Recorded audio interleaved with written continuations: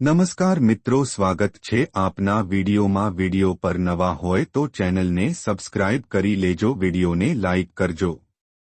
તો મિત્રો, છોકરાઓ હોય કે પુરુષો, મોટા ભાગના લોકોને એ જ પ્રશ્ન છે કે લિંગની લંબાઈ કેટલી હોવી જોઈએ।